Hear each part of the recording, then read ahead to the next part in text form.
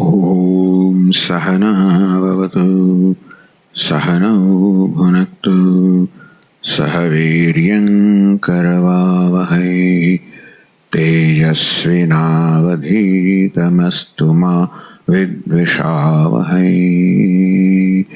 ॐ शान्ति शान्ति शान्तिः। ॐ पूर्णमदः पूर्णमिदं पूर्णात् पूर्णमुदच्यते पूर्णस्य पूर्णमादाय पूर्णमेवावशिष्यते। ॐ शान्ति शान्ति शान्तिः। श्रुतिस्मृतिपुराणानाम् आलयं करुणालयं नमामि भगवत्पादं शङ्करं लोकशङ्करं। शङ्करं शङ्कराचार्यं केशवं बादरायणं सूत्रभाष्यकृतौ वन्दे भगवन्तौ पुनः पुनः।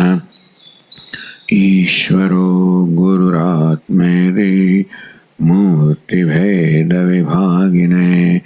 व्योमवद्व्याप्तदेहाय दक्षिणामूर्तये नमः।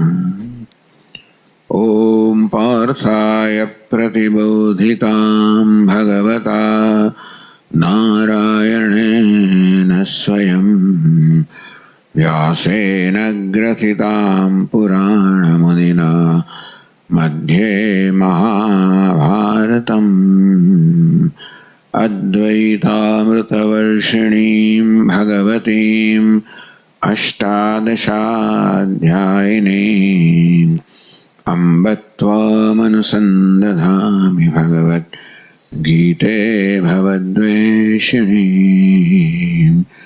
यं ब्रह्मा वरुणेन्द्ररुद्रमरुतः स्तुन्वन्ति दिव्यैस्तवैः वेदैः साङ्गपदक्रमोपनिषदैः गायन्ति यं सामगाः।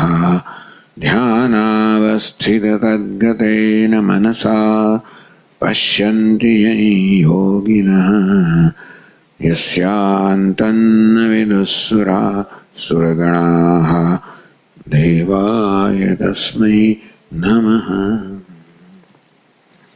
परस्तस्मात्तु भावोऽन्यो व्यक्तो व्यक्तात् सनातनः। परस्तस्मात्तु भावोऽन्यो व्यक्तो व्यक्तात् सनातनः। यस्य सर्वेषु भूतेषु नश्यत्सु न विनश्यति अव्यक्तोऽक्षर इत्युक्तः तमाहुः परमां गतिम् यं प्राप्य न निवर्तन्ते तद्धाम परमं मम। पुरुषस्य परः पार्थ भक्त्या लभ्यस्त्वनन्यया यस्यान्तस्थानि भूतानि येन सर्वमिदं ततम्।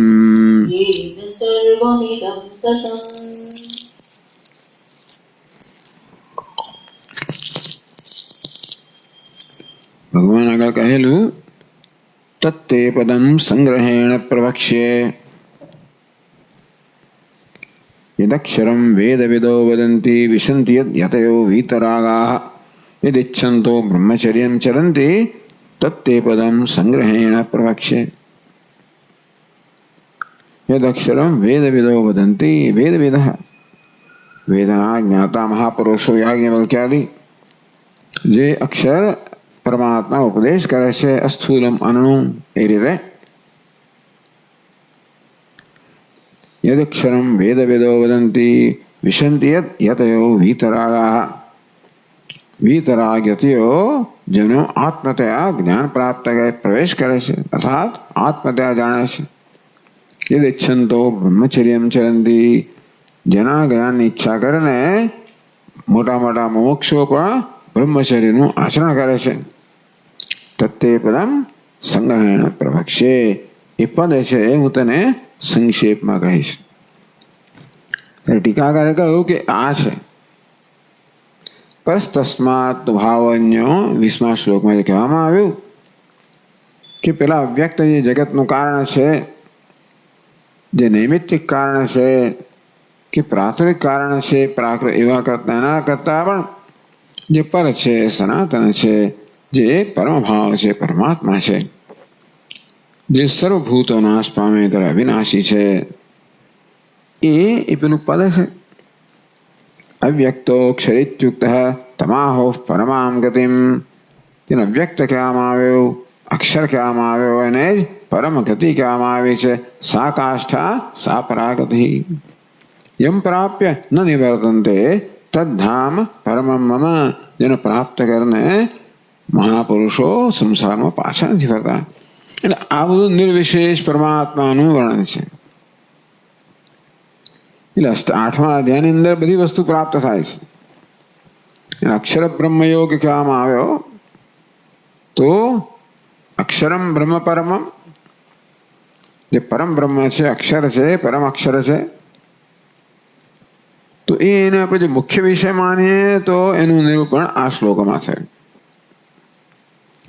એટલે આ શ્લોકો નિર્વિશેષ પરમાત્મા પરખ સ્વાભાવિક રીતે લેવામાં આવ્યા છે. અને તેથી 22મા શ્લોકમાં જ્યારે ભગવાને કહ્યું પુરુષસ્ય પરઃ પાર્થ સહ પુરુષ, સહ કયો અવ્યક્ત અક્ષર સનાતન ભાવ, જેનું આગળ વર્ણન કરવામાં આવ્યું. ભક્ત્યા લભ્યસ્તુનન્યયા, હે પાર્થ એ અનન્ય ભક્તિ વડે લભ્ય છે, પ્રાપ્ત કરવા યોગ્ય છે, પ્રાપ્તવ્ય છે. પરમ પુરુષ પરમાત્મા બ્રહ્મ હોય, આત્મ સ્વરૂપ હોય તો એની પ્રાપ્તનો એક જ ઉપાય છે જ્ઞાન. એટલા માટે ભક્તિ શબ્દથી જ્ઞાન કરવામાં આવ્યા. સર્વમિદમ અહમ જ બ્રહ્મવેદી ભજતી વેત્ય વિદ્વાન અનાયાતિ ભક્તિ, જેનાથી વિદ્વાન આ પ્રકારે જાણે છે સર્વમિદમ આ સર્વ અને હું પણ બ્રહ્મ છું, એ પ્રકારે ભજતી વેદથી જાણે છે, એ જ્ઞાન અહીંયા ભક્તિ કહેવામાં આવી. એટલે ભજતી ભક્તિ શબ્દ તો ભજ ધાતુમાંથી નિષ્પન્ન થયો છે, પણ ટીકાકારે કહ્યું ભજત્ર જ્ઞાનાર્થ, ભજ ધાતુનો અર્થ જ્ઞાનના અર્થમાં લેવો, ભજ ધાતુનો જ્ઞાનનો અર્થ લેવો જોઈએ, જ્ઞાનના અર્થમાં ધાતુનો અર્થ ઘટાડવો જોઈએ. અને તેથી અનન્ય ભક્ત્યા એટલે બીજી પંક્તિનું બહુ સુંદર અર્થઘટન કરવામાં આવ્યું. યસ્યાંત સ્થાને ભૂતાની, આ કઈ જ્ઞાન લક્ષણા ભક્તિ, જે આચાર્યના પ્રસાદથી સમાધિ નિષ્ઠાથી શુદ્ધ થયેલી જ્ઞાન ભક્તિ થી પરમાત્મા પ્રાપ્તવ્ય છે. યસ્યાંત સ્થાને ભૂતાની, યસ્ય નિર્વિશેષસ્ય પરિપૂર્ણસ્ય, આ શ્લોકનો વિષય કયો છે? નિર્વિશેષ પરિપૂર્ણ પરમાત્મા. અદ્વિતીયસ્ય અંતસ્થાને ભૂતાની, આવો નિર્વિશેષ પરિપૂર્ણ અદ્વિતીય પરમાત્માની અંદર આ બધા રહેલા છે ભૂતો. તો આવો પરમાત્મા અંદર શું?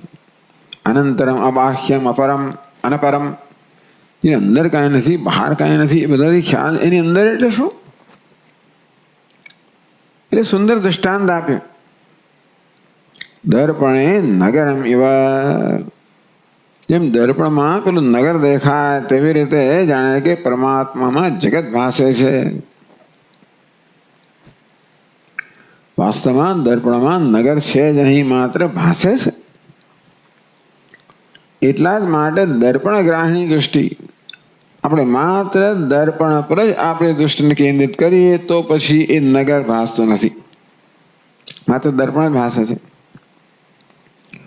તે રીતે આ સમગ્ર જગત પરમ બ્રહ્મમાં ભાસે છે, અધિષ્ઠાન બ્રહ્મમાં ભાસે છે. અર્થાત અધિષ્ઠાન ગ્રાહિણ્યા દૃષ્ટિયા, અધિષ્ઠાનને ગ્રહણ કરનારી જ્ઞાન દૃષ્ટિ છે. એના વડે આ દર્પણને પરમ બ્રહ્મને જોવામાં આવે તો અધ્યારોપ રહેતો જ નથી. જેવી રીતે પેલી નગરી છે દર્પણ પર અધ્યારોપિત છે, એમાં ભાસે છે, વાસ્તવમાં છે નહીં. તે રીતે આ સમગ્ર વાસ્તવમાં છે નહીં બ્રહ્મમાં. યસ્યાંત સ્થાને આ પ્રક્રિયા આપી આપણને કે તે રીતે આ જગતમાં અસ્થિભાદી પ્રેમ નામ રૂપ, એમ લાગે કે નામ રૂપાત્મક જગત અસ્થિભાદી પ્રિય એ પરમાત્મામાં છે, પણ અધિષ્ઠાન અધ્યારોપનો સંબંધ છે. ભલે આપણે એને એક જ કક્ષામાં મૂકતા હોઈએ, સમાન અધિકરણ મૂકતા હોય, પરંતુ અસ્થિભાદી પ્રિય શું છે?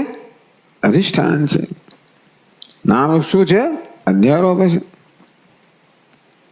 માટે અધ્યારોપ અધિષ્ઠાન ગ્રાહી દૃષ્ટિથી જ્યારે જોવામાં આવે ત્યારે ત્યાં તો અધ્યારોપનું કોઈ અસ્તિત્વ જ નથી.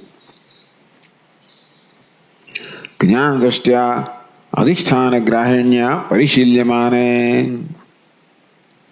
આ રીતે આ જગત જે છે એ દેખાય છે એને અધિષ્ઠાન ગ્રહણ કરનારી દૃષ્ટિ વડે જ્યારે એનું પરિશીલન કરવામાં આવે, બ્રહ્મ એકમેવાસ્મી ન તો તત્ર જગત, તો જ્ઞાન થાય કે હું એકમાત્ર બ્રહ્મ છું, હું જ છું, જગત છે જ નહીં. નચમસ્થાન ભૂતાની પશ્ચિમે યોગમ ઈશ્વર ભગવાન કહે કે કોઈ ભૂત મારામાં નથી. એટલે પ્રશ્ન કર્યો આને જરા વધારે સમજવા માટે કે ભાઈ દર્પણમાં આપણી નગરી દેખાય તો બરાબર છે, પણ એ તો ક્યાંક નગરી છે તે દેખાય છે ને. તો તેવી રીતે આપ જયારે એમ કહો કે બ્રહ્મમાં જગત દેખાય તો ક્યાંક જગત હોવું જોઈએ તો દેખાય ને. તો કે છે ક્યાં છે? માણસની બુદ્ધિમાં છે. સ્વપ્ન પ્રપંચ છે જેવી રીતે માત્ર બુદ્ધિમાં છે એનો એવી રીતે કલ્પના કરવામાં આવે, તેવી રીતે આ મૂળ મનુષ્ય પૂર્વના સંસ્કારથી જગત જે જગત પોતાની બુદ્ધિમાં છે એની કલ્પના કરીને જોઈએ છે કે બ્રહ્મમાં છે. નહીં સ્વપ્ને સ્વરૂપેણ જગત અસ્તિ વિના બૌદ્ધમ વાસનામયમ, સ્વપ્નમાં બુદ્ધિમાં વાસનામાં જગત સિવાય કોઈ જગત સ્વપ્નમાં છે નહીં. તસ્ય સત્ય છે બાદ અભાવ પ્રસંગાત, કારણ કે જો એ જગત સત્ય હોત સ્વપ્નનું તો જાતા જ નહીં, જાગ્યા પછી પણ રહેતા જ બાદ થઈ જાય છે. તો એ જ્યારે વાસ્તુ ત્યારે પણ નથી. તદ બ્રહ્મણ્યપી પુરુષાંતઃકરણ વાસના કલ્પિત નામ રૂપાદન જગત, છેલ્લી પંક્તિ 476 પાન પર. તેવી રીતે આજે નામ રૂપાત્મક જગત છે પુરુષ અંતઃકરણ વાસના કલ્પિતમ, પુરુષના એ ટૂંકમાં આ જાગ્રત જગતને ને સ્વપ્ન જગત એક જ કક્ષામાં મૂકવામાં આવે.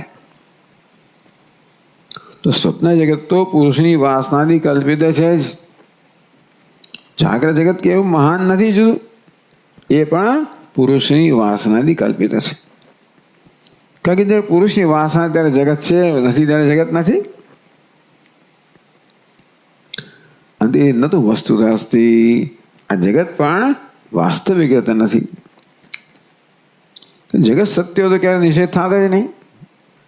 અને શ્રુતિ આપણને નિષેધ દ્વારા ઉપદેશ કરે છે. અથાત આદેશો નેતિ નેતિ, નહીં ત્યાં જગત નથી, સ્થૂળ સૂક્ષ્મ વગેરે નથી.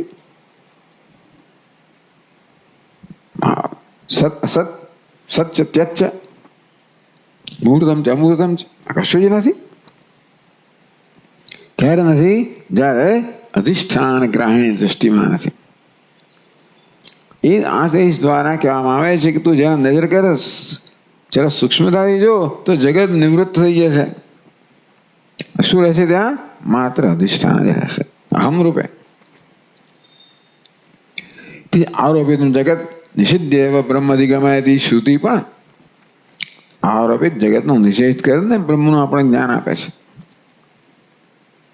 તથા વાસનાયા પ્રતિમાનમ, નામ રૂપા જગત સર્વ મિથ્યા એવ. તેથી આ બધું જગત જે પ્રતિમાન છે ને એ માત્ર વાસનાને કારણે પ્રતિમાન છે, એ કોઈ નક્કરતા ત્યાં છે નહીં. મિથ્યા વેદી અધિષ્ઠાન સંદર્શન સંજાત વિજ્ઞાનેન. આ પ્રકારે જગતના મિથ્યાત્વનો દૃઢ નિશ્ચય થયો અને ત્યારે જે અધિષ્ઠાનનું સંદર્શન થયું, અધ્યારોપ વગર સંદર્શન થયું. અત્યારે અધિષ્ઠાનનું અધ્યારોપ સાથે દર્શન થાય છે, પણ આ મિથ્યા જે છે એનું વાસ્તવિક અસ્તિત્વ છે જ નહીં. એ પ્રકારે માત્ર અધિષ્ઠાનનું દર્શન થાય. નૈદમ જગત કિંતુ બ્રહ્મ એવ એતિ. અધિષ્ઠાન માત્ર અવશેષમ. કોઈ જગત નથી, માત્ર બ્રહ્મ છે. અધિષ્ઠાન જ રહીએ ત્યાં સુધી નિષેધ થાય છે. તો નિષેધ અવધિભૂતમ. આમ જે મિથ્યા છે એમાં જગતના નિષેધની અવધિભૂત, એટલે પછી આગળ નિષેધ ન થઈ શકે, એ આત્મભૂત. દર્પણવત સ્વચ્છમ. દર્પણ સમાન સ્વચ્છ. વસ્તુંતર શૂન્યમ. બીજા કોઈ વસ્તુ વગર અદ્વિતીય. છિદૈકરસમ પરમ બ્રહ્મ. ઇદમેવ અહમિતિ. એ છિદૈકરસ પરમ બ્રહ્મ એ હું છું. ઇતિ શુદ્ધાત્મના બુદ્ધિમતા સદગુરુ અનુગ્રહવતા જ્ઞાતુમ શક્યતે. જે શુદ્ધાત્મા છે, શુદ્ધ અંતઃકરણવાળો છે, વળી બુદ્ધિમાન છે, અર્થાત શાસ્ત્રના શ્રવણથી જેમાં આ પ્રકારના સંસ્કાર જાગૃત થયા છે. સદગુરુ અનુગ્રહવતા. સદગુરુ અનુગ્રહ પ્રાપ્ત કરનાર વડે જ્ઞાતુમ શક્યતે એવ. ભક્ત્યા ત્વનન્યા શક્ય અહમેવં વિદો અર્જુન. ઇતિ અભિર્વણ્યસ્યાંતસ્થાનિ ભૂતાનિ. હવે આ પ્રક્રિયા આ જેને માટે સંભવિત નથી એને વડે બીજી પ્રક્રિયા કઈ? યેન સર્વવિદમ તદમ. ચાલો આ જગત જેના વડે વ્યાપ્ત છે એ પ્રકારે તમે બ્રહ્મને જાણો. તો એનું દૃષ્ટાંત આપ્યું. જ્યારે એમ કહેવામાં આવ્યું કે જગત જેમાં જગત છે, કયો પરમાત્મા જેમાં જગત છે, દર્પણ દૃષ્ટાંત આપ્યું. માત્ર ભાષે છે, કલ્પિત છે. યેન સર્વવિદમ, તો જેના વડે આ સર્વ વ્યાપ્ત છે એને બીજું દૃષ્ટાંત કહેવામાં આવે, બીજી પ્રક્રિયા કહેવામાં આવે. યેન પ્રકાશૈક રૂપેણ બ્રહ્મણા તતમ. તો અહીંયા દૃષ્ટાંત આપે છે કે જેવી રીતે જે પ્રકાશ્ય છે, પ્રકાશ વડે વ્યાપ્ત છે. જે વસ્તુ પ્રકાશિત થાય છે એ પ્રકાશ વડે વ્યાપ્ત, અંદર બહાર વ્યાપ્ત હોય તો જ આ વસ્તુ પ્રકાશિત થાય. તેવી રીતે સમગ્ર જગત યેન સર્વમ ઇદમ. તો સર્વમ એટલે શું? સર્વમ ઇદમ જગત. યેન જેના વડે પ્રકાશ એક રૂપેણ બ્રહ્મણા. જે પ્રકાશ એક સ્વરૂપ ચૈતન્ય સ્વરૂપ બ્રહ્મ છે જેના વડે આ સર્વ જગત છે, તતમ વ્યાપ્તમ. આ કેવું છે? અંદર બહાર વ્યાપ્ત છે. તસ્ય ભાષા સર્વમિદમ વિભાતિ. બે વસ્તુ કઈ? સપર્યગાત. સ પરમાત્મા, પર્યગાત એ સર્વત્ર વ્યાપ્ત છે એમ કહેવામાં આવ્યું. શ્રુતિના એક વાક્યમાં, બીજા વાક્યમાં શું કહ્યું? તસ્ય ભાષા સર્વમિદમ વિભાતિ. એના પ્રકાશથી આ સર્વ પ્રકાશે. બે વસ્તુ કઈ? એના પ્રકાશથી આ સર્વ પ્રકાશે છે. એ કેવો છે? સર્વત્ર વ્યાપ્ત છે. એટલે જે પ્રકાશક છે વ્યાપ્ત છે. એટલે બે શ્રુતિને ભેગી કરો ને તો પરમાત્મા પ્રકાશક છે, જેના પ્રકાશથી આ સર્વ પ્રકાશે છે, ભાષે છે. એ કેવો છે? સર્વત્ર વ્યાપ્ત છે. મારો પ્રકાશ કેવો છે? પ્રકાશ એને વ્યાપ્ત કરીને રહેલો છે.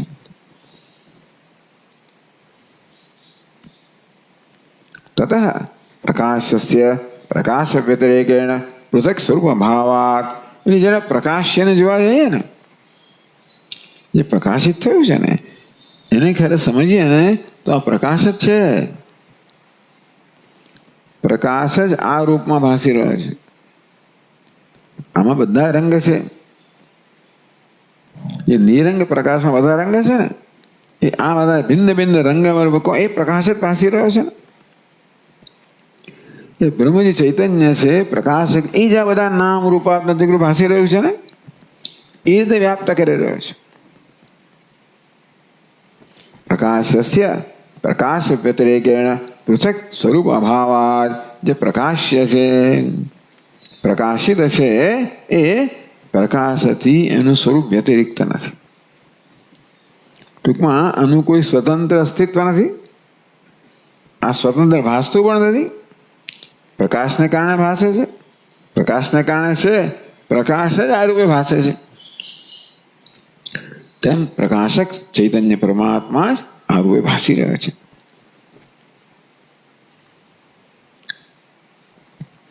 બ્રહ્મ વ્યાપ્તમ ઇદમ સર્વમ બ્રહ્મૈવેતિ. તેથી આ બધું પ્રકાશ જ છે. ઘટપટ માટે શું છે? પ્રકાશ છે. તેવી રીતે આ નામ રૂપાત્મક જગત જે ચૈતન્ય બ્રહ્મ વડે પ્રકાશિત છે, વાસ્તવમાં બ્રહ્મ જ છે. ઇતિ સર્વસ્ય બ્રહ્માત્ર વિજ્ઞાન. આ પ્રકારે જ્યારે ધ્યાન કરવામાં, જોવામાં આવે, સમજવામાં આવે, જોઈએ કે જે છે માત્ર પ્રકાશ જ હશે, બીજું કંઈ જ નથી. બ્રહ્મ માત્ર પ્રકાશ માત્ર છે. પ્રકાશ છે જે પ્રકાશ જ છે. એટલે પ્રકાશ પર ધ્યાન આપવામાં આવે તો પ્રકાશ રહે જ નહીં. પછી એવું થઈ ગયું. તો બ્રહ્મ માત્ર વિજ્ઞાન એકમાત્ર પ્રકાશ જ છે, માત્ર ચૈતન્ય છે, માત્ર બ્રહ્મ છે એવા જ્ઞાનથી સ્વસ્યપી બ્રહ્મ માત્ર હું પણ એ જ બ્રહ્મ છું એ શક્ય છે. આ પ્રકારે જ્ઞાનરૂપ ભક્તિથી આ પરમ પુરુષે પ્રાપ્તવ્ય છે. એટલે એ મુખ્ય વિષય પૂરો. હવે એ વિષય મુખ્ય વિષય કહો તો જે છે તે પૂરો થયો. હવે આને કે બહુ જોડતા નથી આ ટીકાકાર બીજા આગળ સાથે. બાકી આપણે શું કહીએ કે ભાઈ આગળ કહ્યું અંતકાલે સમામેવ યમ યમ વા વિસ્મરણ ભાવમ. અંતકાળની વાત કરેલી. અંતકાળ યોગનો કેવો હોય એટલે અંતકાલે કથમ જ્ઞેયોસી નિયતાત્મભિ. અંતકાળ પ્રયાણ કાલે જ કથમ જ્ઞેયોસી નિયતાત્મભિ. હે ભગવાન, નિયત આત્મભિ જેનો આત્મા અંતઃકરણ નિયત છે એમના વડે પ્રયાણ કાળે પણ આપને કેવી રીતે જાણવામાં આવે એ પ્રકારે આનું અર્થઘટન થવું જોઈએ કે યોગીઓ કેવી રીતે પ્રયાણ કાળે પણ એમના જ્ઞાન સાથે વિરાયેલા છે અને ઉત્તરાયણ ગતિ પ્રાપ્ત કરે છે. દક્ષિણાયન માત્ર ઉત્તરાયણની પ્રશંસા માટે એવું ભાષ્યકારે કહ્યું. આ ટીકાકાર શું અર્થ કરે છે? જો 470 પાન પર છેલ્લા પેરેગ્રાફ ફકરામાં પુરુષ સહ પરઃ પાર્થ ઇતિ પરસ્ય બ્રહ્મણ જ્ઞાનિક પ્રાપ્યત્વમ. ટૂંકમાં આગળ જે આપણે શ્લોકની હમણાં ચર્ચા કરી 22 શ્લોકમાં શું કહેવામાં આવ્યું કે પરમાત્મા એકમાત્ર જ્ઞાનથી જ પ્રાપ્ત થવા યોગ્ય છે. કે આત્મા સ્વરૂપ છે, નિર્વિશેષ છે. ઉક્ત લક્ષણેન જ્ઞાનેન બ્રહ્મભાવ આપન્નાનામ વ્યતિનામ. એ પ્રકાર જ્ઞાન કે ઇદમ સર્વમ અહમ છે બ્રહ્મૈવ, આજે છે એ સર્વ હું બ્રહ્મ જ છું, એ પ્રકારનું જે જ્ઞાન કહ્યું તેથી બ્રહ્મભાવ આપન્નાનામ, જેણે બ્રહ્મ ભાવ પ્રાપ્ત કર્યો છે, બ્રહ્મપણું પ્રાપ્ત કર્યું છે, ઐક્ય પ્રાપ્ત કર્યું, બ્રહ્મ બની ગયા છે. યતિનામ એવા યતિઓ માટે યમ પ્રાપ્ય નિવર્તન્તે તદ્ધામ પરમમ. એમનો એવું કહેવામાં આવ્યું અવ્યક્તો અક્ષરૈક્યુક્ત તમાહો પરમામ ગતિમ યમ પ્રાપ્ય ન નિવર્તન્તે તદ્ધામ પરમમ. જેને પ્રાપ્ત કરીને વળી પછી મહાપુરુષો પાછા ફરતા નથી. મારું પરમધામ છે, પરમ સ્વરૂપ છે. ઇતિ અપુનરાવૃત્તિ લક્ષણ વિદેહ મુક્તિ. ત્યાં વિદેહ મુક્તિ કહેવામાં આવે. એટલે અત્યારે છે ત્યારે જીવન મુક્તિ પણ વિદેહ જ છે. આમ તો જોઈએ કે અહીંયા દેહમાંથી અહંભાવ નથી. અર્થાત ન નિવર્તનતે નિવૃત્ત એટલે ફરી પાછા એટલે વિદેહ મુક્તિ. ટૂંકમાં ફરી જન્મ નથી. તત્ફલમ જે પ્રતિપાદ્ય વિદેહ મુક્તિ એના ફળનું પણ પ્રતિપાદન કરવામાં આવ્યું. ન નિવર્તનતે એ મુખ્ય. ઇદાનીમ પ્રતિપાદ્ય કે વિદેહ મુક્તિ પણ છે અને અપુનરાવૃત્તિ છે, એનું ફળ છે. એ પ્રકારે પ્રતિપાદન કરીને 498 પામ વગેરે ઇદાનીમ ઉક્ત પ્રકારેણ બ્રહ્મ જ્ઞાતુમ અશક્તાનામ.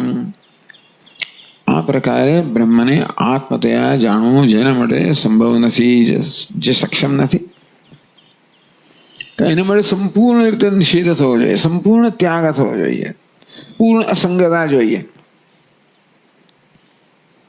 તો જ કશી વસ્તુને આપણે ત્યાગી શકીએ. જ્યારે પૂર્ણ અસંગતા હોય ત્યારે આપણે કશું ત્યાગવા નથી દેતું. સંગ છે ને આપણે ત્યાગવા દેતો નથી. એટલે એવી શુદ્ધિ હોય, એવો ગુણ અનુગ્રહ હોય વગેરે, એવી ઉત્તમ અધિકાર એવો તો એ શક્ય છે. પણ ઇદાનીમ ઉક્ત પ્રકારેણ બ્રહ્મ જ્ઞાતમ અશક્તાનામ. આ પ્રકારે બ્રહ્મને જાણવા જે શક્તિમાન નથી, અશુદ્ધ બુદ્ધિના મુમુક્ષુના. તો જેમની બુદ્ધિ શુદ્ધ નથી એવા મુમુક્ષો તો છે, પણ હજી શુદ્ધ બુદ્ધિ થઈ એટલે બુદ્ધિ એવી કંઈક પગથિયું હોય છે. જેમ કઠોપનિષદમાં પણ યમરાજા આત્મ તત્વનો ઉપદેશ કરતા પહેલા પ્રણવનો ઉપદેશ કરે છે. ઇતદ્યવાક્ષરમ પરમેત વગેરે વગેરે. તો મુમુક્ષુણામ ચિત્ત શુદ્ધ. અન્યત્ર પણ ચિત્ત શુદ્ધિ માટે ઉપાસનાનો ધ્યાનનો ઉપદેશ કરવામાં આવતો હોય છે ઘણા બધા ઉપનિષદમાં, મુંડકોપનિષદ વગેરેમાં. અહીં પ્રશ્નોપનિષદનું વાક્ય અહીંયા આગળ ઉદ્ધૃત કરે છે કે આ ઉપદેશ કરવામાં આવે પ્રણવના આલંબન દ્વારા ધ્યાન કરવાનો ઉપદેશ કરવામાં આવે. એ તદ્વૈ સત્યકામ. આ પાંચમો છે પ્રશ્ન પૂછનાર, સત્યકામ. એ સત્યકામ એ તદ્વૈ પરમ ચ અપરમ ચ બ્રહ્મ યદ ઓંકાર. એ સત્યકામ આ જે પ્રણવ છે, ઓમકાર છે, એ પરમ બ્રહ્મ પણ છે અને અપર બ્રહ્મ પણ છે. નિર્ગુણ બ્રહ્મ પણ છે અને સગુણ બ્રહ્મ પણ છે. ઇતિ પરાપરયો બ્રહ્મણો ઉપાસ્તૌ. આમ પરમ બ્રહ્મની ઉપાસના પણ થઈ શકે પ્રણવ દ્વારા, કે અપર બ્રહ્મને બધે કહેવામાં આવ્યું, કઠોપનિષદ કહેવામાં આવ્યું. પ્રણવસ્ય પ્રતિકત્વમ સૂચયિત્વા, કે પરમ બ્રહ્મની અને અપર બ્રહ્મની, નિર્ગુણ બ્રહ્મની, સગુણ બ્રહ્મની ઉપાસના માટે આ પ્રણવ કહો, ઓમકાર કહો, એ શું છે? પ્રતીક છે, જેનું આલંબન લઈને આપણે બ્રહ્મને પ્રાપ્ત કરી શકીએ. તત્ર યહ પુનરેતમ ત્રિમાત્રેણ ઓમિતિ એતૈનૈવ અક્ષરેણ પરમ પુરુષમ અવિધ્યાયેત ઇતિ. ત્યાં આગળ કહેવામાં આવ્યું યહ પુનરેતમ ત્રિમાત્રેણ. ઓમકારની 3 માત્રાઓ છે, અકાર, ઉકાર, મકાર. એટલે આ જ મુખ્ય ધ્યાન છે. એની સ્તુતિ માટે અકારનું ધ્યાન, ઉકારનું ધ્યાન કહેવામાં આવ્યું. પણ ત્રિમાત્ર, 3 માત્રાઓ, ઓમકાર ને અકાર, ઉકાર, મકાર ઇતિ એતૈનૈવ અક્ષરેણ. આવા ત્રિમાત્ર અક્ષર છે ઓમકાર. પરમ પુરુષમ અવિધ્યાયેત. ત્રિમાત્રા ધરાવનાર ઓમકાર જે અક્ષર છે એનાથી પરમ પુરુષનું ધ્યાન કરે. એ શ્રુતિયુક્ત રીત્યા. તો એ શું? પ્લુતેન ઉચ્ચાર્યમાણ ઓમકાર. ઓમ. 1 માત્રા, 2 માત્રા, 3 માત્રા. ઓમ. પ્લુતેન ઉચ્ચાર્યમાણે ઓમકાર. ઓમકાર આ પ્રકારે પ્લુત 2 થી 3 વધારે માત્રાઓ રીતે જ્યારે એનું ઉચ્ચારણ કરવામાં આવે, પરબ્રહ્મ બુદ્ધિમ કૃત્વા, એ જેનું ઉચ્ચારણ થઈ રહ્યું છે ઓમકારમાં એ પરમ બ્રહ્મ છે એ પ્રકારની ભાવના કરીને તમેવ બ્રહ્મ એ જ બ્રહ્મ છે. આ પ્રણવ જ બ્રહ્મ છે. આમ પ્રણવમાં બ્રહ્મની ભાવના કરવી, એ જ બ્રહ્મ છે એ પ્રકારે ધ્યાન કરે છે. સીધું બ્રહ્મનું ધ્યાન થઈ શકતું નથી ને. આપણી સંસ્કૃતિના મહાન વિશેષતા છે કે નિર્વિશેષ નિરાકાર ભગવાન હોય તમારો, પણ ધ્યાન કરવાની કોઈ રીત નથી એ લોકો પાસે. આપણી પાસે રીત છે શું? તો કે આલંબન છે. આ બધી મૂર્તિઓ બધી આલંબન થઈ જાય છે. તમેવ બ્રહ્મ, આ પ્રણવ જ બ્રહ્મ છે. ઓમકાર અત્યારે રામ શિવ જે કેવો કહી શકાય. ત્યારે આ નામ ના હતા ત્યારે પ્રણવ હતો, ઓમકાર હતો. એ ધ્યાનથી આ પ્રકારે ઓમકારનું ઉચ્ચારણ કરતા કરતા એ જ બ્રહ્મ છે એ પ્રકારે જે ધ્યાન કરે છે તેષામ પ્રણવાવેશ બ્રહ્મ બુદ્ધિનામ. એટલે ગુરુજી એમને નિર્વિશેષ બ્રહ્મનો જ્ઞાનનો ઉપદેશ કરવાના બદલે આ પ્રકારે ઉપદેશ કરે છે કે નિર્વિશેષ બ્રહ્મનું આત્મતયા જ્ઞાન પ્રાપ્ત કરાવે. જેટલી શુદ્ધ બુદ્ધિ એમનામાંથી, એટલે અશુદ્ધ બુદ્ધિ કહ્યું પડે એટલે એવી અશુદ્ધ નથી. ધ્યાન કરવા મળે ઘણી શુદ્ધિ જોઈએ બુદ્ધિની. તો આ પ્રકારે ગુરુજી આલંબન દ્વારા ઓમકાર દ્વારા બ્રહ્મનું ધ્યાનની પ્રક્રિયા બતાવે છે. એ દ્વારા પણ ઐક્ય પ્રાપ્ત કરી શકાય.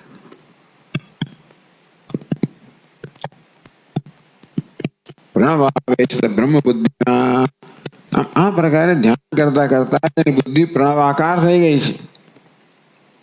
એ જ બુદ્ધિનો સ્વભાવ છે કે જેનું ધ્યાન તમે કરો એ આકારને બની જાય. આ એક લોકો ટૂંકમાં હવે પછીના શ્લોક ભગવાન કોની વાત કરે છે? આ લોકોની વાત કરે છે એવું કહે છે.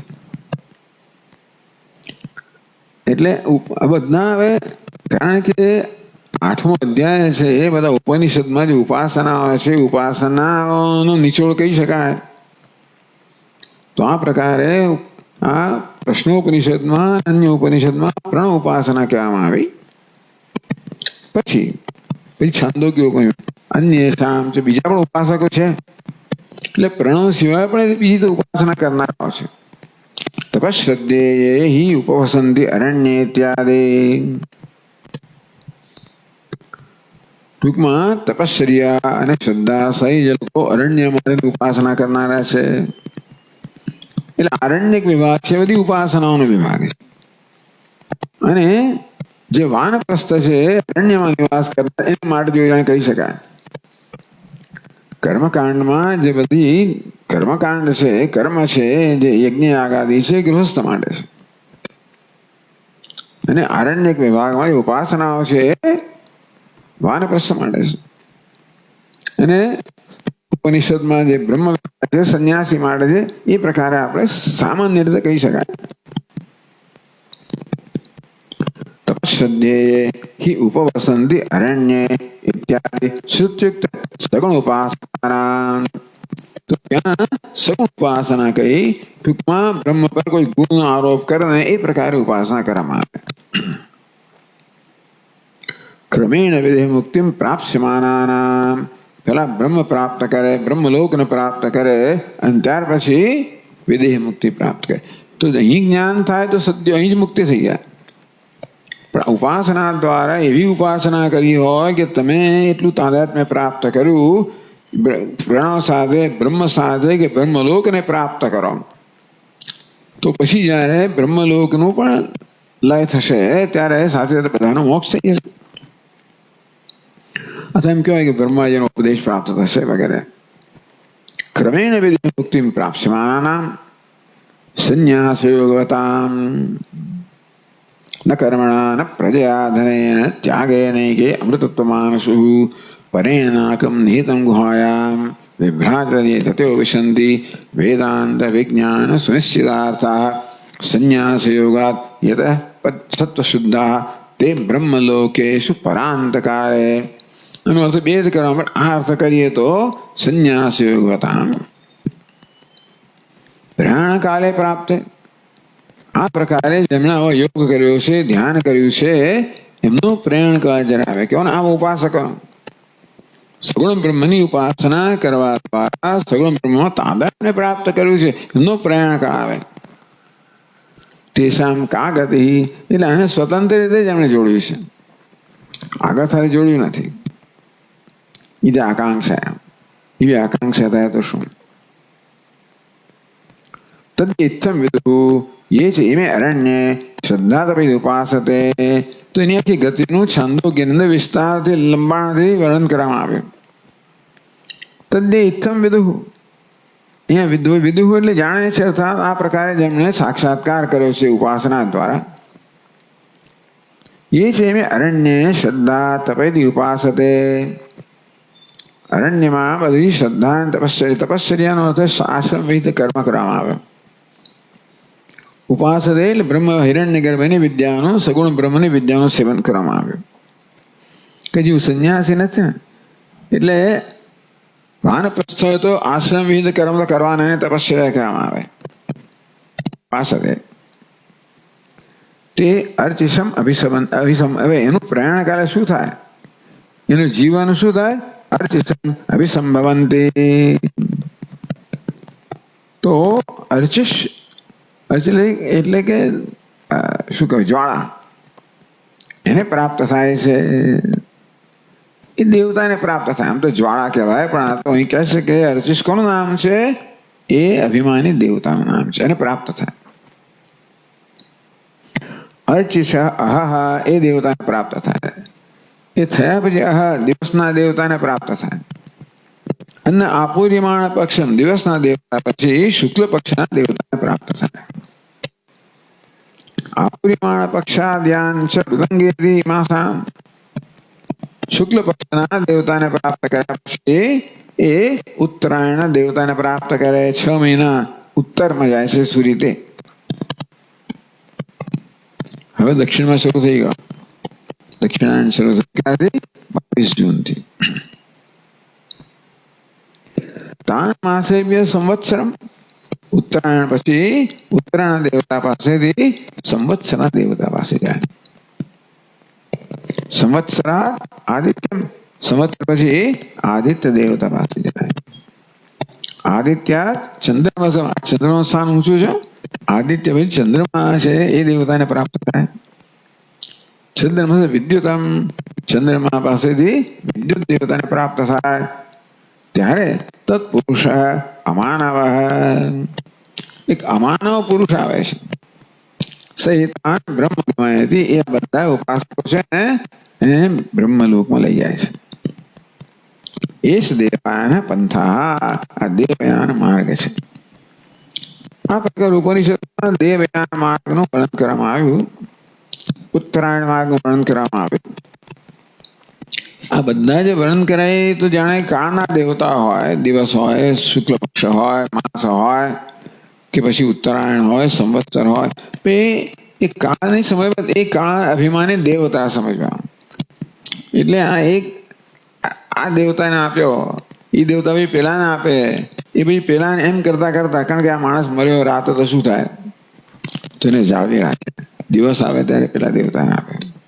કૃષ્ણ પક્ષ મર્યો તો શું થાય, જાળવી રાખે. શુક્લ પક્ષનો દેવતામાં ત્યારે આપે. દક્ષિણા મર્યો તો શું થાય, જાળવી રાખે.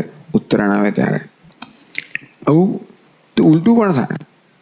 પેલો માણસ છે જે આને લાયક નથી, જે દક્ષિણાયને લાયક છે, એ દિવસે મરે તો રાત્રે દેવતાને આપે, રાતે રાખી મૂકે. અને શુક્લ પક્ષનો તો એને કૃષ્ણ પક્ષમાં જ લઈ જાય, ઉત્તરાયણ દક્ષિણાયમાં લઈ જાય વગેરે. એવું માનવાનું કે આ રીતે એક પછી એક દેવતાઓ પાસે જાય છે. તે દેવતાઓ પછી આ જીવાત્માને આગળ લઈ જાય છે. પેલું શું કહેવાય એને આમ આસાન આપણે કઈ રમત છે ને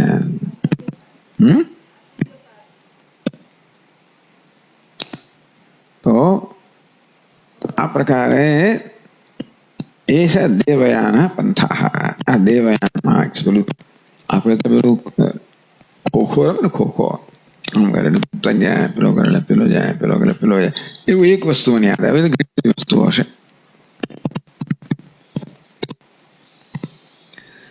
આ વર્ણન આવ્યું. અથય મેં ગ્રામે ઇષ્ટાપૂર્તે જે લોકો છે ઘરમાં રહેનારા, અમારા અરણ્ય રહેનારા છે, કેવાય ગ્રામે ગૃહસ્થાશ્રમમાં છે, ઘરમાં રહેનારા છે. ઇષ્ટાપૂર્તે દત્તમ આ બધા ગૃહસ્થના વિવિધ કર્મ છે. ઇષ્ટ પૂર્ત દત્ત આ બધા કર્મ છે. ઇષ્ટ વૈદિક કર્મ હોય, પૂર્ત એટલે સામાજિક સમાજ સેવાના કર્મ હોય, દત્ત એટલે વિભિન્ન પ્રકારના દાન વગેરે હોય. તો આવી કોની આ બધું શું છે? આ બધા પુણ્ય કર્મ છે જે પોતાના કર્તવ્ય ઉપરાંત ગૃહસ્થો કરતા હોય એ પુણ્યનો સંચય કરે. તે ધૂમમ અભિસંભવંતે, એ લોકો પુણ્ય સકામ કર્મ કરનારા છે, સુખની ઈચ્છા રાખનારા છે, મળે એ લોકો ધૂમના દેવતાને પ્રાપ્ત કરે. ધૂમા રાત્રે બધા અંધકારના દેવતાઓ છે. ધૂમ પછી રાત્રિ, રાત્રે અપર પક્ષમ, ત્યાર પછી કૃષ્ણ પક્ષ.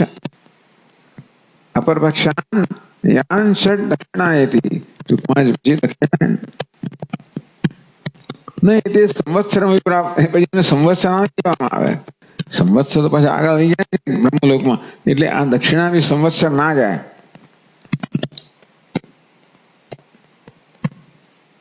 નહીં, તે સંવત્સર અભિપ્રાપ્તવંતી માસેભ્ય, એ જે દક્ષિણાના 6 માસને પ્રાપ્ત થયા ને, પિતૃલોકમ ત્યાંથી પિતૃલોક જાય. પિતૃલોકાદ આકાશ, આકાશ આકાશાત ચંદ્રમસમ, ત્યાંથી ચંદ્રમસ. એશ સોમો રાજા તદ્દેવા, એ તો ચંદ્રમાનું વર્ણન કરવામાં આવ્યું કે સોમ રાજા છે એ દેવતાનું અન્ન છે. તમ દેવા ભક્ષયંતી, આ સોમ છે એ સોમ અમે ભક્ષણ જ છે. સોમ છે ને સોમો ભૂતવા રસાત્મક ઉષ્ણામી ચ ઔષધિ સર્વાહ. ભગવાન કે સોમ રૂપમાં બધી ઔષધિને પુષ્ટ કરો, સ્વાદિષ્ટ કરો. એ આપણું અન્ન બને છે ને, તેમ જે સોમ રાજા છે એ દેવતાનું અન્ન છે. એટલે શું થાય છે કે શુક્લ પક્ષ કૃષ્ણ પક્ષમાં એક બધી એની કલા ઓછી થતી જાય, દેવતાઓ ખાતા જાય ને, પછી દેવતાઓ પાછું આપતું જાય, એ શુક્લભાઈ વધતું જાય, એ પ્રકારે ચાલે છે બધું. તો એ ત્યાં ક્યાં જાય છે? ચંદ્રલોકમાં જાય કે સોમલોકમાં જાય. તસ્મિન યાવત સંપાદમ વશિત્વા, આ વાક્ય આગળ આવ્યું, ત્યાં યાવત સંપાદમ પોતાના કર્મફળની સમાપ્તિ થાય ત્યાં સુધી એ લોકો ત્યાં ઉષિત્વા નિવાસ કરે. અથમેતવદ્વાન પુનઃ નિવર્તન્તે, અને એ જ માર્ગે વળી પાછા આવે. જે માર્ગે ગયા ને એને તો ઉલટા, એ રીતે ઉલટી રીતે પાછા અહીંયા આવે. એટલે પેલામાં શું કહ્યું કે એ લોકો તો બ્રહ્મલોકમાં ગયા, આ દેવયાન. આ તો શું છે? ચંદ્રમા લોકમાં જઈને પાછા આવે. લોકો છે અને આ પુનરાવૃત્તિનો માર્ગ. કેવો છે? પુનરાવૃત્તિનો માર્ગ છે.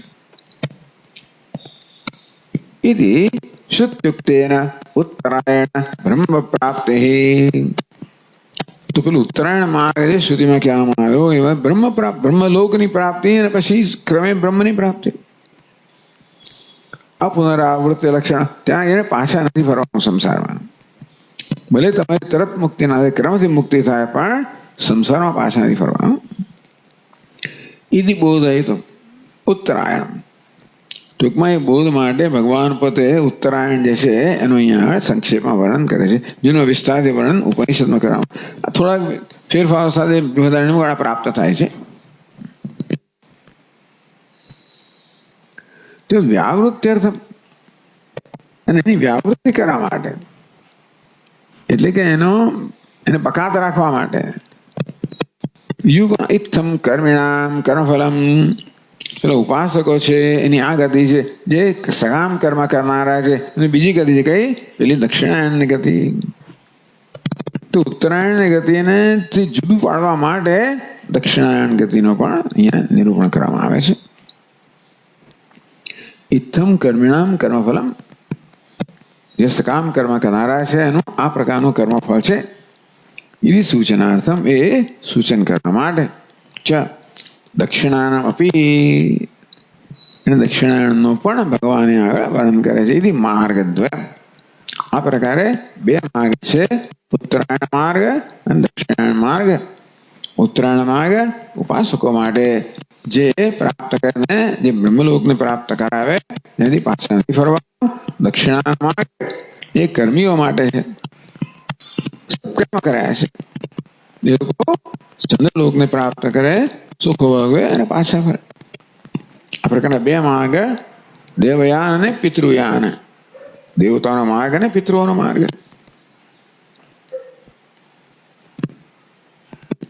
તત્ર એકેન ગતાનામ અપુનરાવૃત્તિમ અન્યન માર્ગેણ ગતાના પુનરાવૃત્તિમ પ્રતિપાદયતિ.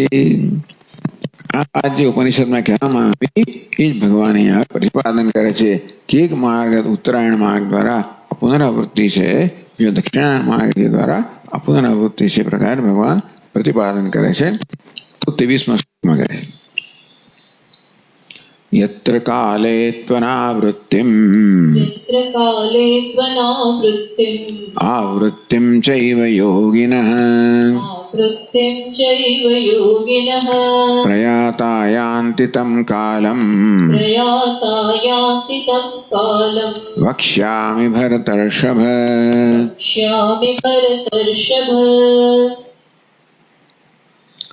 યત્ર કાલે તુ અનાવૃત્તિમ આવૃત્તિમ ચ, જે કાળે અનાવૃત્તિમ એટલે અપુનરાવૃત્તિમ, આવૃત્તિમ ચ પુનરાવૃત્તિમ, યોગિનઃ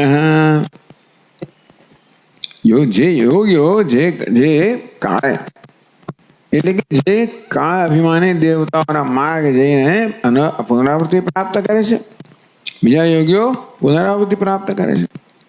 પ્રયાતાયા, પ્રયાણ એટલે મૃત્યુ પામનારા યોગીઓ જેને જે માર્ગે પ્રયાણ કરે છે. તમ કાલમ વક્ષ્યામિ ભરતર્ષભ, હે ભરતર્ષભ, એ ભરત શ્રેષ્ઠ, હું તને કાળ કહીશ. કાળ એટલે એ માર્ગની વાત કરીશ, કાલ અભિમાની દેવતાઓની વાત કરીશ. તો આ શ્લોક સમજાવે છે ટીકાકાર 479 પાન પર.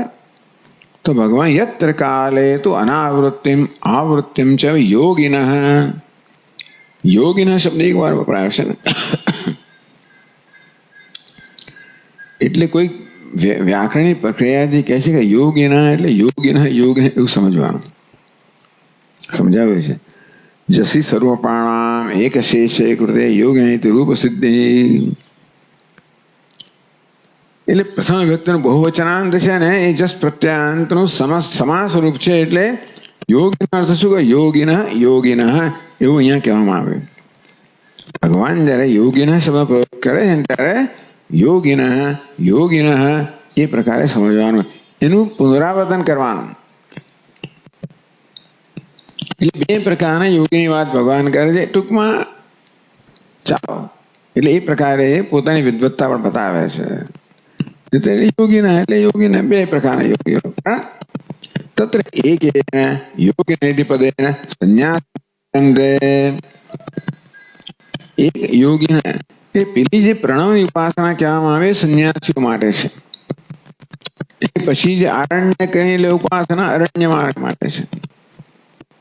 પહેલા પ્રણવની ઉપાસના કરી, પછી વાનપ્રસ્થની આરણ્ય ઉપાસના કરી, માટે પેલા સકામ કર્મ.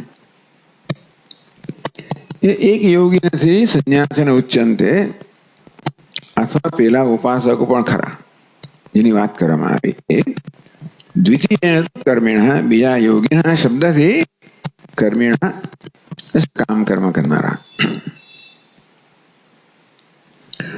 તો કર્મીઓને યોગી કેમ કહે છે?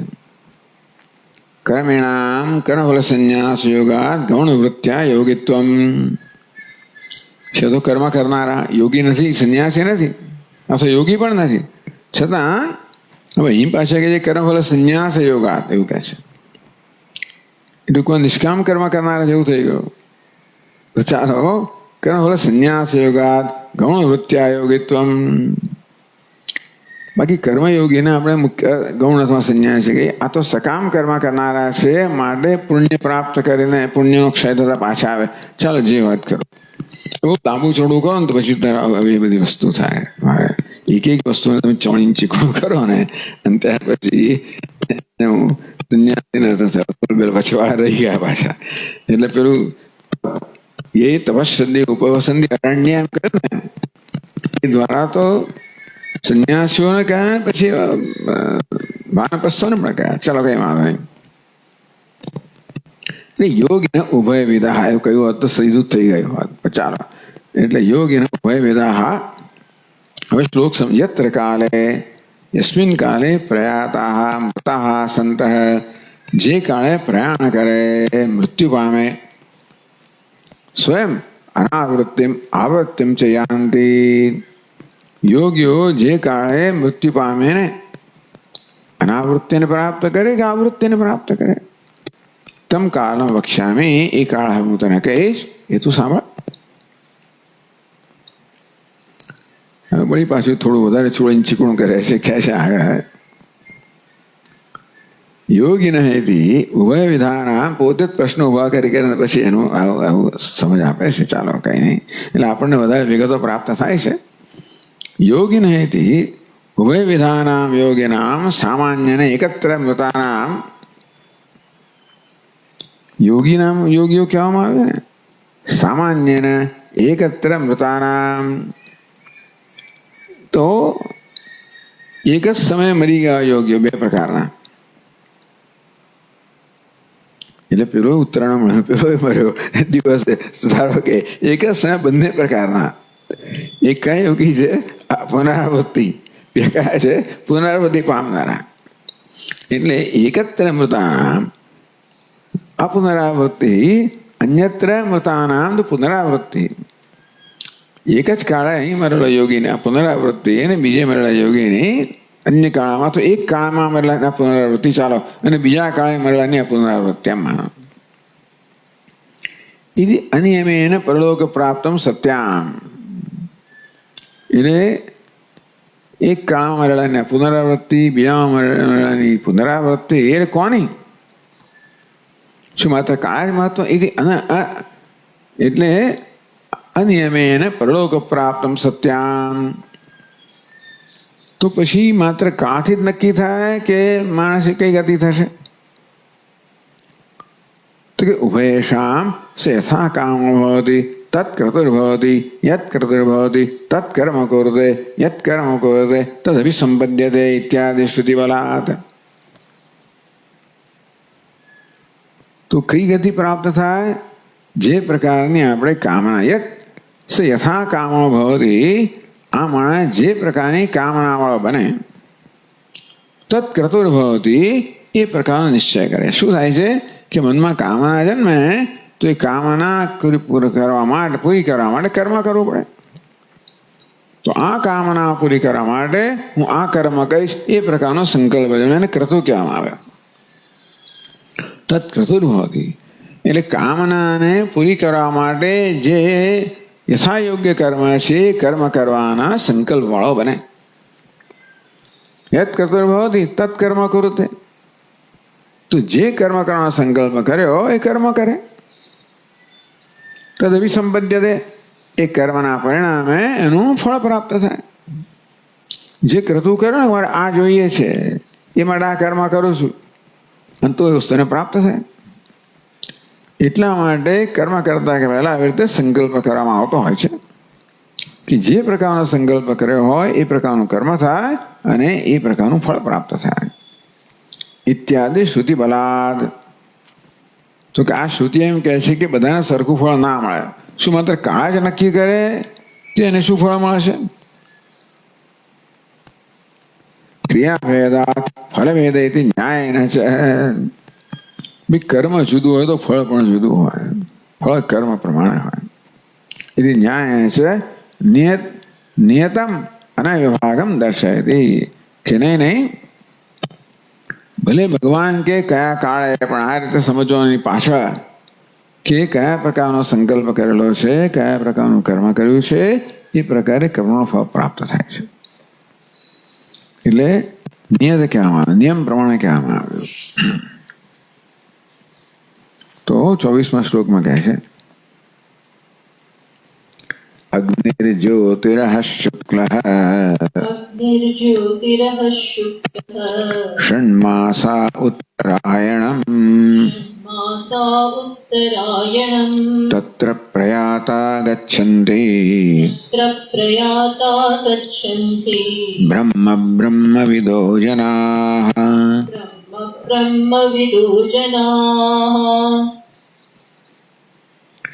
બ્રહ્મવિદો જનાહ, જેણે બ્રહ્મની ઉપાસના કરી છે એવા યોગીઓ, જેમણે પેલું ઈષ્ટાપૂર્ત કર્મ કર્યા છે એ કર્મીઓ. આ કેવા છે? જેમણે અરણ્યમાં ઉપાસના કરી છે. બ્રહ્મવિદ એટલે શું છે? બ્રહ્મના જ્ઞાતા એટલે બ્રહ્મના ઉપાસકો, એટલે બ્રહ્મ સાથે સાક્ષાત્કાર કરેલો એમના બ્રહ્મવિદ. એટલે જ્ઞાન બે પ્રકારનું હોય, આત્મતયા જ્ઞાન હોય અથવા તો જેનું આપણે ધ્યાન કર્યું હોય એની સાથે સાક્ષાત્કાર બ્રહ્મવિદ કહેવાય. તો બ્રહ્મ તત્ર પ્રયાતા જનાઃ બ્રહ્મ ગચ્છન્તિ, બ્રહ્મવિદો જનાઃ બ્રહ્મ ગચ્છન્તિ. આ કાળે પ્રયાણ કરનારા જે માણસો છે, યોગીઓ છે, એ બ્રહ્મના ઉપાસકો બ્રહ્મને પ્રાપ્ત કરે છે. કયા કાળે? અગ્નિ જ્યોતિ અહ શુક્લ ષણમાસા ઉત્તરાયણમ. તો આપણે લાંબુ વર્ણન વાંચ્યું, તેમાંથી થોડુંક ભગવાન અહીંયા કહે છે, આખું સમજી લેવાનું. ઉપનિષદમાં તો બહુ વિસ્તારથી વર્ણન કરવામાં આવે માર્ગનું. એશ દેવયાન પંથા કહેવામાં આવ્યો, એમાંથી થોડુંક ભગવાને કહ્યું, એટલે આખું માર્ગ સમજી લેવાનું. તો 480 પાન પર પાછું થોડું, એટલે ટૂંકમાં પીષ્ઠ પેસ્ટ કરવું, ચોળી ચીકણું કરવું. એટલે કહે છે કારણ કે અગ્નિ જ્યોતિ નહીં, અગ્નિ જ્યોત્યા શુક્લ. અગ્નિ આવ્યું, જ્યોતિ આવ્યું, આવ્યું. તો પેલામાં અગ્નિ તો કહેલું છે, ક્યાં આપણે વાંચ્યું એમાં, તે અર્ચિષમ અભિસંભવંતી એટલે અર્ચિષ કહો, જ્યોતિ કહો, ત્યાંથી એ અહાને પ્રાપ્ત કરે. એ તો ખરો. તો આમાં ભગવાન અગ્નિ જ્યોતિ એવું પાછા કહે છે. એટલે અહીંયા પ્રશ્ન કરે છે, તે અર્ચિષમ અભિસંભવંતી અર્ચિષ આહારેતી અજ્ઞંતરમ અહરમેવ શ્રૂયતે. ત્યાંથી એમ કહેવામાં આવ્યું ઉપનિષદમાં કે એ અર્ચિષને પ્રાપ્ત કરે, જ્વાળાને પ્રાપ્ત કરે, અને ત્યાંથી અર્ચિષ ત્યાંથી દિવસને પ્રાપ્ત કરે. તો અગ્નિ ક્યાંથી એક વચ્ચે આવ્યો? અગ્નિ જ્યોતિ એટલે કહે છે કે ન તું અગ્નિ કહો તો જ્યોતિ ક્યાંથી આવે? અર્ચિષને અગ્નિ કહો તો ન તું જ્યોતિ, તો અગ્નિમાંથી જ્યોતિ, જ્યોતિમાંથી દિવસ પ્રાપ્ત, જ્યોતિ ક્યાંથી આવ્યો? કથમ અત્ર અગ્નિ જ્યોતિ શ્રુતિ વિરુદ્ધ ઉચ્ચતે. શ્રુતિ વિરુદ્ધ તો નથી, પણ છતાં શ્રુતિમાં નથી કોઈ વસ્તુ અહીં કેમ કહેવામાં આવે? ટૂંકમાં દરેક વસ્તુ છે ને એને બરાબર સ્પષ્ટ કરવી. કશી વસ્તુ માત્ર કોઈ સંશય બાકી ના રાખવો, અથવા તો કોઈ વસ્તુ વિચાર કર્યા વગરની બાકી ના રાખવી. એટલે એટલી બધી અહીંયા આગળ થરોનેસ છે, એટલી ચોકસાઈ છે આ ટીકામાં. એટલી ચોકસાઈ, કશી વસ્તુ બરોબર વ્યવસ્થિત ચર્ચા કર્યા વગર, સમજ્યા વગર આગળ ના વધવું. તો ભગવાન અહીંયા અગ્નિ એવો શબ્દ પ્રયોગ કરે છે, એ તો શ્રુતિમાં છે નહીં ભાઈ. તો શ્રુતિમાં એવું કેમ કહે છે? ઇતિ ન શંકનીયમ, એવી શંકા ના કરવી જોઈએ. અર્ચિ શબ્દ છે અગ્નિ જ્યોતિ. અર્ચિ શબ્દ કયો છે ને ભગવાને? અર્ચિષનો અગ્નિ પણ થાય ને જ્યોતિ પણ થાય. અગ્નિ જ્યોતિ કહ્યું ને એટલે અર્ચિષ દ્વારા બંનેનો નિર્દેશ થઈ ગયો. એટલે કહે છે અર્ચિ શબ્દ છે. આપણને પ્રશ્ન જન્મ કદાચ કોઈ જન્મ, એટલે હવે કાકા કરનાર લોકો હોય એ લોકો પ્રશ્ન જન્મે કદાચ. એટલે ભગવાન અર્ચિ શબ્દમાં એટલે જ્વાળા, અગ્નિ પણ આવી ગયો અને જ્યોતિષ પણ આવી, એની પ્રકાશ પણ આવી ગયો, કે જ્વાળા આવી ગઈ. એટલે અગ્નિ અર્ચિ શબ્દ છે અગ્નિ જ્યોતિષો ઉભયો અભિ સાધારણ્યાત. અર્ચિ શબ્દ છે એ અગ્નિ માટેમાં વપરાય અને જ્યોતિ માટેમાં વપરાય. એટલે શ્રુત્યા અર્ચિત ઉક્તમ, ભલે શ્રુતિમાં અર્ચિ કહેવામાં આવ્યો, પછી ત્યાંથી અહ કહેવામાં આવ્યો. તદૈવ અત્ર વિભજ્ય, ભલે શ્રુતિમાં અર્ચિષ કહેવામાં આવ્યું, અર્ચિ શબ્દ છે બંને માટે વપરાય છે. અગ્નિ માટે ને જ્યોતિ માટેનો વિભાગ કરે ભગવાન, એ બંને એમ કહે છે. ભગવાન વધારે અહીંયા સ્પષ્ટતા કરે છે. તદૈવ અત્ર વિભજ્ય દર્શિતમ. એટલે ભગવાન તો ખરેખર શ્રુતિમાં કહ્યું છે એને વિભાગ કરીને સ્પષ્ટ દર્શાવે છે. શ્રુતિથી વિરુદ્ધ નથી કહેતા કે નહીં કહેલું નથી કહેતા. કે પાછું ભગવાન તો શ્રુતિથી આગળ પાછળ જવું ના પડે ને, એટલે બરોબર શ્રુતિને અનુરૂપ જ છે. એ તમારે એ બધું ટીકાકારનું કામ છે, ભાષ્યકારનું કામ છે. તો ન કોપી વિરોધ. માટે ભગવાન જે કહે છે એને શ્રુતિ સાથે કોઈ વિરોધ. ટૂંકમાં આમાં કેટલી ચોકસાઈથી આ બધી આ શંકરાનંદ મહારાજે કેટલી ચોકસાઈથી આ ગીતાના પ્રત્યેક શબ્દને બધા વાક્યોને કેટલી ચોકસાઈથી ને વિગતવાર સમજાવ્યા છે. અવધો સમય ભાષ્યકાર ના હોય. ટૂંકમાં એમનું તો ધ્યાન પેલી એકમાં છે એટલે આ બધી વસ્તુઓમાં એટલું બધું ધ્યાન ના હોય. પણ જેમને વધારે સમય છે અને જેમનું ટૂંકમાં મીમાંસા કરવી, મીમાંસા ભાષ્યકારે કરી છે, એમનું તો પ્રયોજન શું છે? ભગવદ્ ગીતાનું પ્રયોજન શું છે? મોક્ષ કેવી રીતે છે? તો કે આત્મજ્ઞાન નિષ્ઠા દ્વારા મોક્ષ પ્રાપ્ત કરો. એ મગજમાં રાખીને બધું સમજાવ્યા કરે. એ તો એ મગજમાં ખરું જ, પણ દરેક શ્લોક પણ હોય પાછળ, એટલે એની બધી વિગતો પણ કહે આપણને. પેલા બધી વિગત ના પણ કહે, બહુ જરૂર ના તો આગળ ચાલે. અહીંયા દરેક શ્લોકની દરેક વિગત કહેવામાં આવે છે. અગ્નિ જ્યોતિ શુક્લ ષણમાસા ઉત્તરાયણમ. અગ્નિ ઉત્તરાયણ કાલ અભિમાની દેવતા. અગ્નિ દેવતાનું નામ છે. આમ તો અગ્નિ એટલે અગ્નિ, પછી શું છે કે કાલાભિમાની દેવતા છે. યત્ર કાલે ત્વનાવૃત્તિ, ભગવાને કહ્યું જે કાળે અનાવૃત્તિને પ્રાપ્ત થાય, જે કાળે આવૃત્તિને પ્રાપ્ત થાય, એ કાળની વાત કરે ને, એટલે આપણે કાલ અભિમાની દેવતા છે સમજવાનું. કારણ કે પછી જે કહે છે દિવસ કહે છે, શુક્લ પક્ષ કહે છે, ઉત્તરાયણ, એ તો સંવત્સર તો કાળ જ છે ને. અગ્નિ પણ કાલ અભિમાની દેવતા જ સમજવાનો. ઉત્તરાયણ કાલ અભિમાની દેવતા, અગ્નિ પણ ઉત્તરાયણ કાળનું અભિમાન એટલે અધિષ્ઠાન દેવતા સમજવાનું. જ્યોતિષ છે કાલ અભિમાની દેવતા. જ્યોતિષ બીજી દેવ, સ્ત્રીલિંગ છે દેવતા શબ્દ. આ જ્યોતિષ છે પણ એની પછી એ જ પણ અભિમાની દેવતા. આ બધા કાળના અભિમાની દેવતાઓ છે, અધિષ્ઠાન દેવતાઓ છે. ટૂંકમાં જે દિવસ છે એનું અધિષ્ઠાન દેવતા કોણ? શુક્લ પક્ષનું અધિષ્ઠાન દેવતા કોણ? પ્રકાશ અધિષ્ઠાન દેવતા કોણ? દિવસનું અધિષ્ઠાન દેવતા કોણ? પછી શુક્લ પક્ષનું અધિષ્ઠાન દેવતા કોણ? અધિષ્ઠાન દેવતાઓ આ બધા નામ આપ્યા છે. અહર અભિમાની દેવતા, તો દિવસનો અભિમાની દેવતાને અહ કહેવામાં આવ્યું.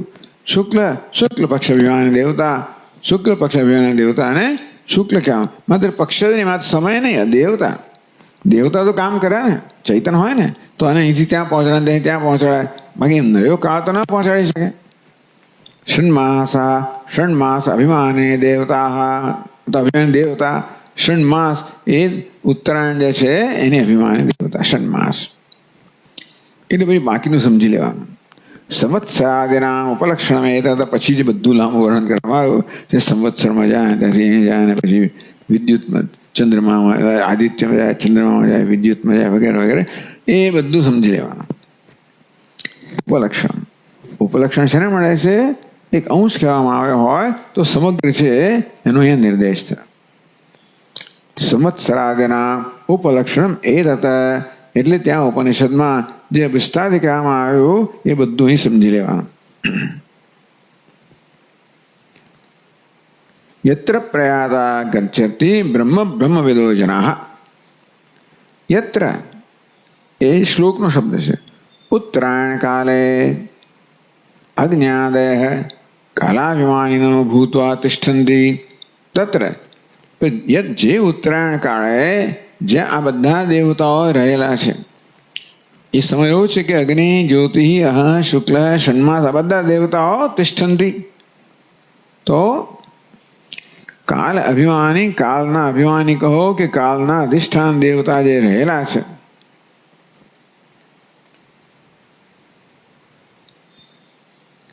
એટલે આને રિસીવ કરવા માટે તૈયાર છે બધા.